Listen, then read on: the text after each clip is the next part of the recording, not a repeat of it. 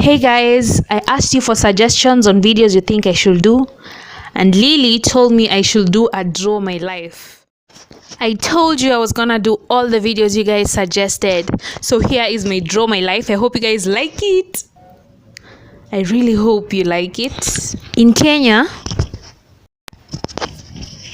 there was once a really handsome Luo man who met a very beautiful Kikuyu woman. She had really long hair and they fell in love. They met in a hospital. My mom was head girl of Status Girls High School. And one day when students were sick, she took them to Kenyatta National Hospital, where my dad had just started working.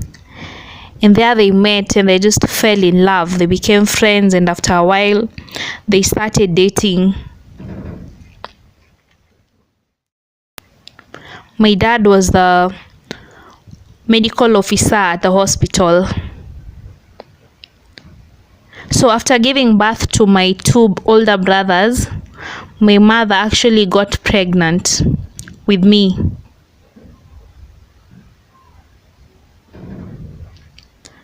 9 months later, she gave birth to me at Kenyatta National Hospital.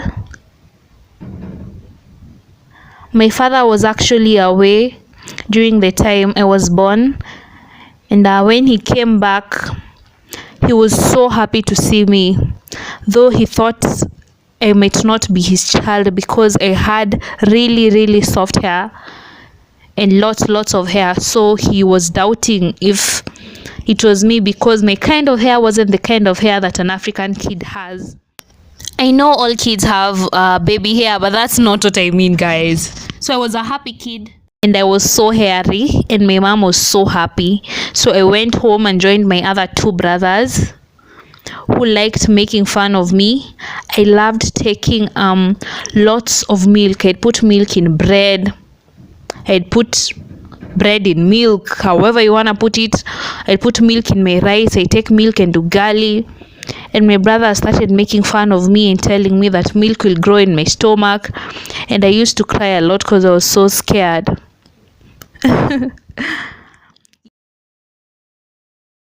Yeah, so we used to live in an estate called Kenyatta Estate. This is where the nurses and the doctors working in Kenyatta used to live. It was such a beautiful place, guys.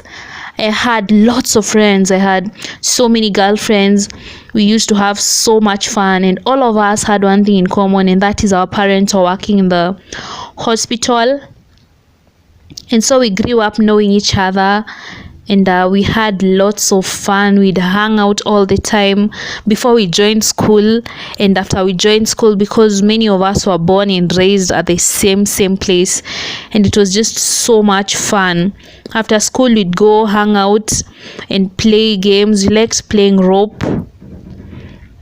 So most of the time we'd be skipping. If not skipping, we'd hang out, talk about boys, talk about toys, talk about movies and TV programs, and it was so much fun, guys. I had the best childhood, and I wouldn't change it for anything. Oh my god, those are the good old days. I'm telling you guys, it didn't matter whether the sun was shining or whether it was raining. We had each other, and that was all that mattered. It was just amazing. And there was no PlayStations or things like that and YouTube and stuff like that, so we just had to hang out and play games like bladder, ropes, so many games that kids these days don't even play. It was so much fun. About that period in time, my mom and my dad they split, and that was really painful. So they went their separate ways, and that was really hard for me to take, but sometimes things just don't work out. So my mom left, and she left with the three of us, my brothers and I, and we went and lived together. Later my bigger brother joined my dad, and so my other brother and I were left with my mom. And we used to miss my dad a lot, but life had to go on. And so I grew up and I joined school. The first school that I went to was Nairobi Baptist kindergarten, and after that I went to primary school in Milimani. Then after that I went to primary school in Faith Brethren. Then I did not stay there long because I changed schools again and went to Madaraka Primary School. And again I changed schools, and finally I went to Milimani Primary.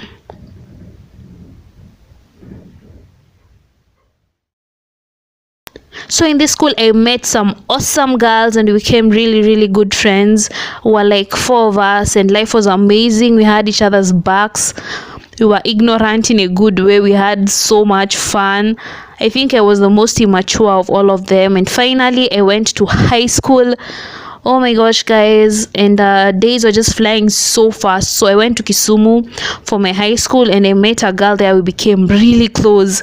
We just loved each other and we were so excited about joining high school. We were like best friends. We literally became best friends and we just loved each other and loved hanging out with each other, loved going to class together, sitting together. Life was amazing.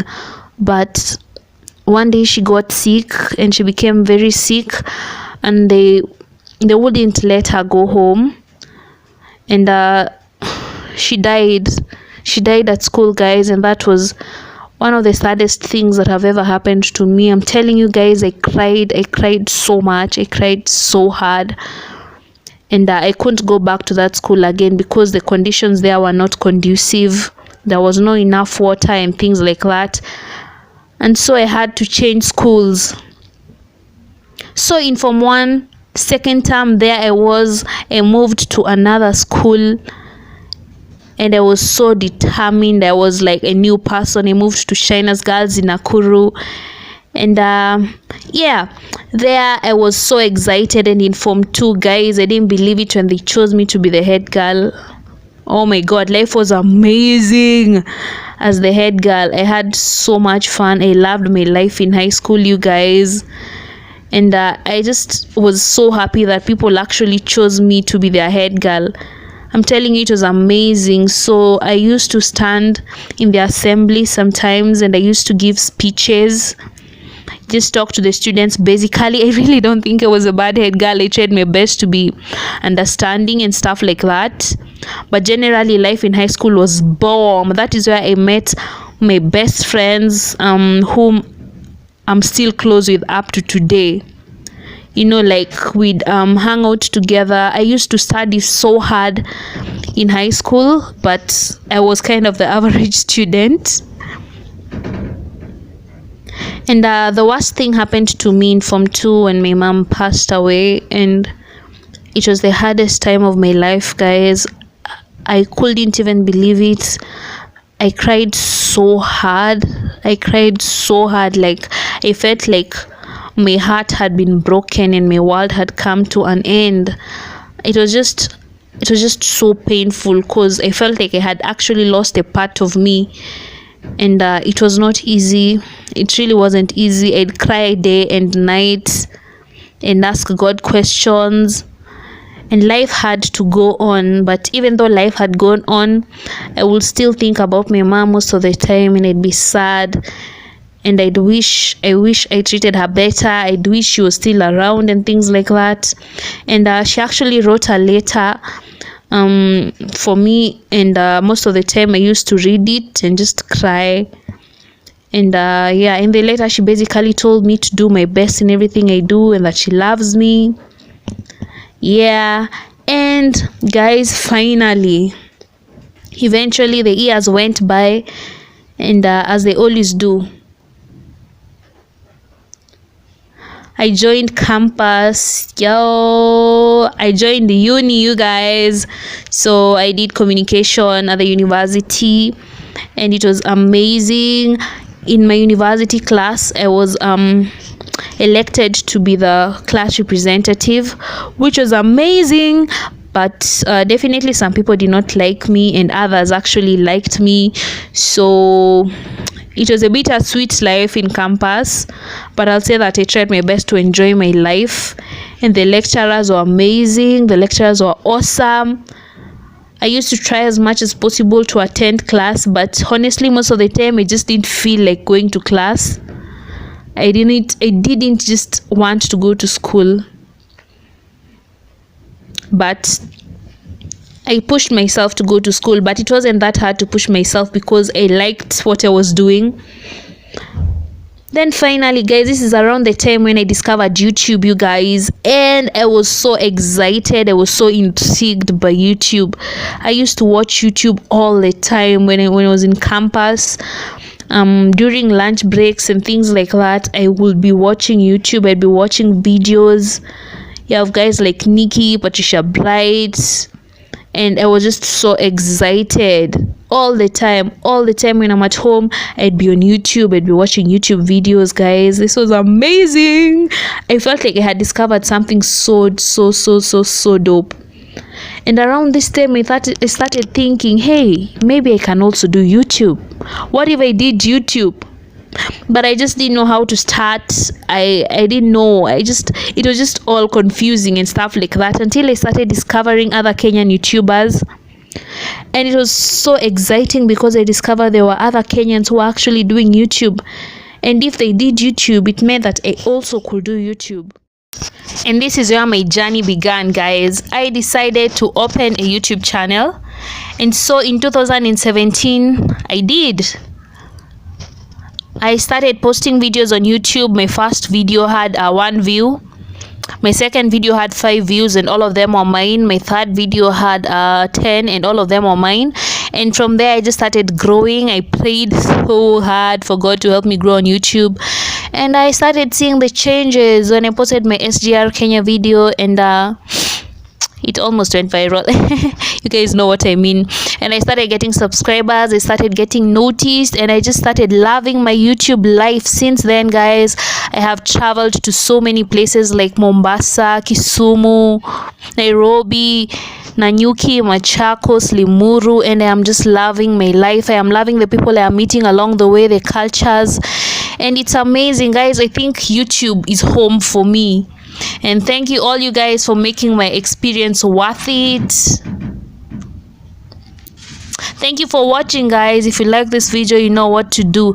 Give it a thumbs up and don't forget to subscribe. I love you guys so much. Mwah. Bye.